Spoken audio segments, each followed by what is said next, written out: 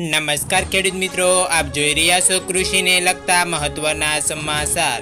તારીખ 19 જુલાઈ 2022ને વાર મંગળવારના રોજ કૃષિ વિષયક સમાચાર વિશે વાત કરીએ તો ભારે વરસાદના પગલે રાજ્યમાં 27 જેટલા ડેમો ઓવરફ્લો થયા।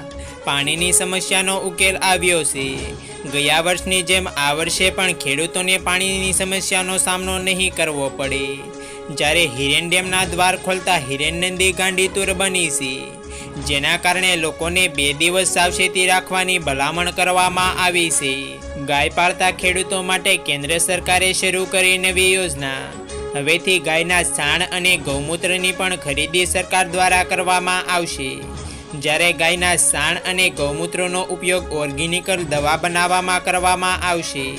જ્યારે હાલમાં છત્તીસગઢમાં રાજ્યમાં છાણ અને ગૌમૂત્રની ખરીદી શરૂ થઈ ગઈ છે।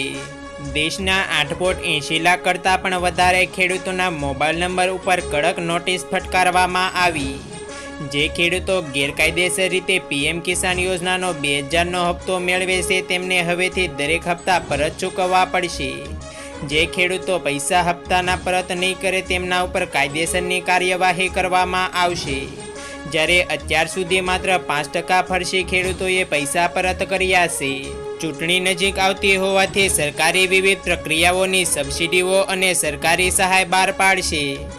જ્યારે ખેડૂતોના જણાવ્યા અનુસાર સરકારે કોઈપણ પ્રકારની સહાય નહીં આપે તો પણ ચાલશે, પણ કૃષિ જણસીના ઊંચા ભાવો આપો। વિવિધ પ્રકારની યોજનાઓ આ ખેડૂત પોર્ટલ ઉપર શરૂ કરવામાં આવે છે, પરંતુ ખેડૂતોને ઉપયોગી હોય તેવી માત્ર 2 થી 3 યોજનાઓ જ હોય છે। ગુજરાતના 4 જિલ્લાઓને બાદ કરતા તમામ જિલ્લાઓને રેડ ઝોનમાંથી રદ કરવામાં આવ્યા। જ્યારે જૂનાગઢ, પોરબંદર, અરવલ્લી અને બનાસકાંઠામાં હજુ પણ ભારે વરસાદની આગાહી કરવામાં આવી।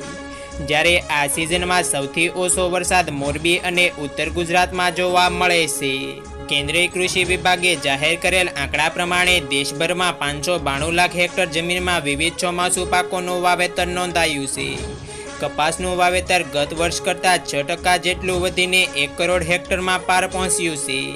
કઠોળના પાકોના વાવેતરમાં પણ સામાન્ય વધારો નોંધાયો છે। જ્યારે દેશભરમાં આ વખતે ડાંગરના પાકમાં વાવેતરમાં 17%નો ઘટાડો નોંધાયો છે। થોડા ઘણા સમયથી એરંડામાં ધીમી માંગના કારણે ભાવ થોડો સ્થિર જોવા મળ્યો।